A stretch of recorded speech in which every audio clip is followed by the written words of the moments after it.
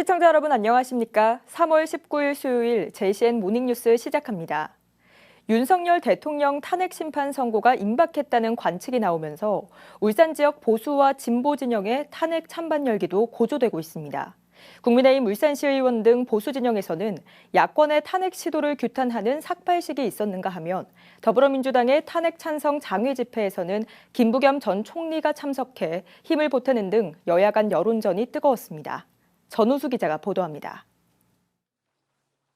국민의힘 소속 시의원과 울산 사회시민단체 연합회라는 명칭의 보수 성향 단체가 대통령 탄핵 반대를 주장하는 기자회견을 가졌습니다.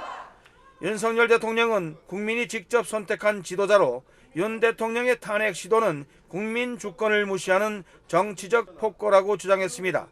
이어 자유민주주의를 지키겠다는 결연한 의지를 보이겠다며 국민의힘 소속 문석주 의원을 비롯한 단체 관계자 4명이 삭발식을 강행했습니다.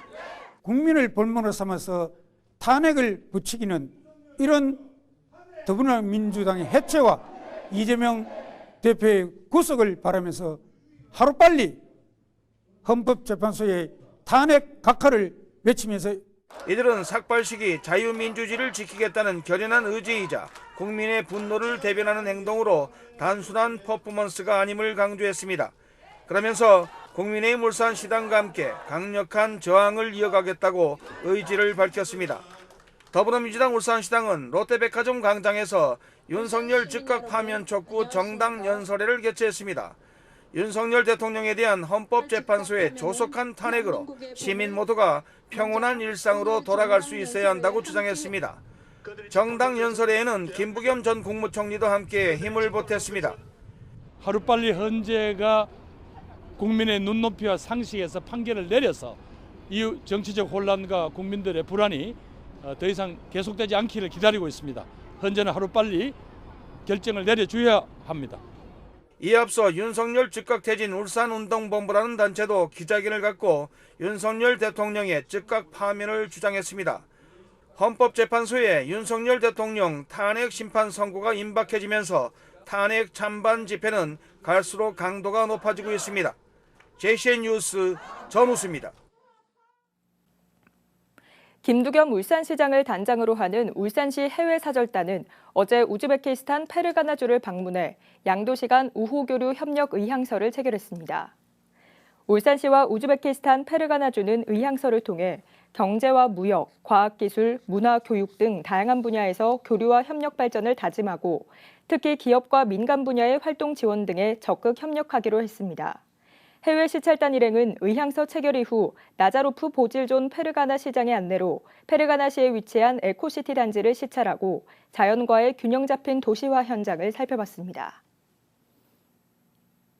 국민의힘 소속 울산시의회 김종섭 의장 직무대리와 공진혁, 안대룡, 권순용 의원은 어제 실회 프레스센터에서 기자회견을 열고 최근 울산 시내버스 노선 개편이 정치 쟁점화로 치닫고 있다면서 빠른 안착을 위해 여야가 힘을 모으자고 주장했습니다.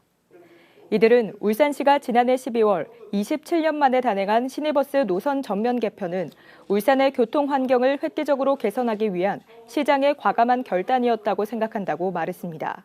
그런데도 일부에서 이번 개편을 정치적으로 쟁점화하며 시민들을 상대로 분열과 반대, 선동을 계속하고 있다고 지적했습니다. 이와 함께 버스 노선 개편이 정치적 쟁점이 되지 않도록 여야가 합심해 시민들의 편의 증진과 빠른 정착을 위해 최선과 노력을 다하자고 덧붙였습니다. 울산시민연대는 어제 논평을 내고 무면허 운전을 하다 적발된 홍성우 시의원에 대해 시의회 윤리특별위원회가 징계 절차를 미루고 있다고 비판했습니다.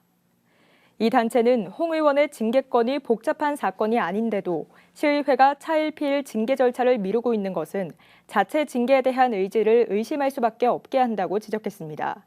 그러면서 윤리위원회의 상설화 무용론과 지방의회에 대한 냉소로 더 이상 이어지지 않도록 즉각적인 징계 절차에 돌입해야 한다고 주장했습니다. 향토기업 덕산그룹의 자회사인 덕산일렉테라가 북미 전해액 수요에 대응하기 위해 미국 테네시주에 공장을 설립하고 본격 가동에 들어갔습니다. 덕산 일렉테라는 지난해 10월 테네시 공장을 완공하고 지난달까지 설비 반입과 자동화 공정 도입을 마무리함에 따라 이달부터 연간 10만 톤 규모의 전해액 양산에 들어갔으며 향후 연간 20만 톤 규모로 확대할 계획이라고 밝혔습니다. 전해액은 리튬이온 2차 전지의 핵심 소재 가운데 하나로 고도의 기술력이 요구되는 2차 전지의 필수 소재입니다. 덕산 일렉트라는 향토기업 덕산그룹의 창업주 이준호 회장의 차남인 이수환 회장이 이끌고 있습니다. 울산시는 오늘부터 대기오염 경보 알림 서비스를 카카오 알림톡으로 전환합니다. 울산시 보건환경연구원은 그동안 미세먼지와 오존 등의 주의보나 경보 발령 시 문자를 이용해 전파해왔지만 단문 형식이어서 다양한 정보 제공에 한계가 있었다고 말하고 이제 카카오 알림톡으로 전환해 시민들에게 대기오염 경보 상황을 보다 상세하고 신속하게 전달하기로 했다고 밝혔습니다. 대기오염 경보 알림 서비스는 오전 6시부터 오후 9시까지 제공되며 실외 활동이 적은 야간 시간대에는 발송되지 않습니다. 울산시는 카카오 알림톡이 문자 대비 발송 비용이 건당 60% 정도로 저렴하다고 설명했습니다. 가뜩이나 힘든데 코로나19 때 받았던 대출금을 상환해야 하는 시기를 맞닥뜨린 자영업자들이 어려움을 호소하고 있습니다. 고금리, 고물가에 경기 침체까지 장기화되면서 빚을 제때 갚지 못해 개인 회생과 파산을 신청하는 자영업자들도 급증하고 있습니다. 구현희 기자의 보도입니다. 30대 자영업자 김모 씨는 코로나19 대유행 때 받았던 대출의 만기 연장을 위해 신용보증재단을 찾았습니다. 코로나는 어떻게든 넘겼지만 이후 상황이 더 어려워지면서 당장 갚을 능력이 되지 않기 때문입니다. 경기가 안 좋다 보니 소비도 줄고 금리는 올라가고 코로나 기간에 이렇게 싼 금리로 받았던 대출을 이렇게 지금 연장을 하고 있어서 김 씨처럼 코로나19 때 받았던 대출금의 만기를 연장하려는 자영업자들의 발길이 이어지고 있습니다. 늘어난 빚을 감당하지 못해 개인 회생과 파산을 신청하는 사람들도 많습니다. 코로나 시국에 많이 빌려주셨는데 그거를 이제는 상환할 때가 되니까 다들 많이 힘들어하시는 것 같아요. 빚이 억대 단위라서 월 이자만 몇백 내시는 분도 봤고. 지난해 울산 신용보증재단에 접수된 개인 회생과 파산 등 채무조정 관련 신청만 740여 건. 특히 개인 회생 신청 건수가 2년 전보다 2배나 급증하면서 전체 채무조정 신청액도 역대 가장 많은 188억 원으로 급증했습니다. 울산 신용보증재단이 지난해 돈을 빌린 사람을 대신해 은행에 빚을 갚아준 대위 변제액도 427억 원으로 사상 최고치를 기록했습니다. 코로나 기간 동안에는 소비시장이 최악의 상황이었는데도 각종 재정 지원 등으로 겨우 버텨왔으나 코로나 이후 고금리와 경기 침체가 지속되면서 잠재되어 있던 부실이 현실화되어 법적 채무 조정 신청자가 급증한 것으로 판단됩니다. 문제는 올해도 대내외적인 불확실성에 내수 부진과 경기 침체가 이어질 거란 전망입니다.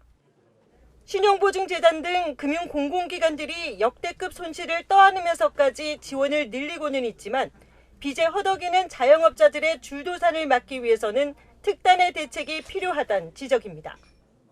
JCN 뉴스 구현입니다. 울주군이 운전면허를 반납하는 65세 이상 고령 운전자에게 최대 50만 원 상당의 상품권 등을 지급합니다. 울주군은 올해부터 면허를 반납하는 고령 운전자에게 온누리 상품권 40만 원과 울산시에서 제공하는 교통카드 10만 원까지 최대 50만 원 상당의 혜택을 제공한다고 밝혔습니다. 한편 지난해 기준 울산시 5개 구군의 고령 운전자 운전면허 반납률 통계에 따르면 울주군의 반납률은 1.49%로 가장 낮은 수치를 기록했습니다. 울주군이 만성 주차난을 겪는 범서읍 천상천 일대에 주차장 확장을 추진합니다. 울주군은 앞서 지난 14일 천상리 지역 주민들과의 간담회에서 천상천 일대 주차장이 부족해 지역 주민 간 주차 분쟁이 심화되고 노상주차로 긴급 차량 출입이 어렵다는 의견을 수렴했습니다. 울주군은 천상천 노상주차장 확장 또는 인근 주차장 조성 검토를 위해 기본 설계와 타당성 조사를 추진하고 하천 내 구조 안전성 분석 등을 함께 실시할 계획입니다. 울산시가 고용노동부 주관 노동약자 일터 개선 사업과 지역 노사민정 상생협력 지원 사업 공모에 동시 선정됐습니다. 이번 공모 선정에 따라 울산시는 국비 1억 200만 원 등 총 2억 2,400만 원의 사업비를 투입해 제3호 이동노동자 쉼터 설치와 울산형 노사정 위기 대응 상생 모델 구축에 나섭니다. 노동약자 일터 개선 사업은 이동노동자의 근무 환경을 개선하는 사업으로 현재 울산에는 남구 달동과 북구 진장동 등 두 곳에 이동노동자 쉼터가 운영 중입니다. 지역 노사민정 상생협력 지원 사업은 노사민정 간 상생협력 관계를 구축하기 위해 추진하는 사업으로 울산시는 석유화학 산업의 위기 대응 시스템을 구축한다는 방침입니다. 울산시 아동복지심의위원회가 어제 시청 일별관 회의실에서 열렸습니다.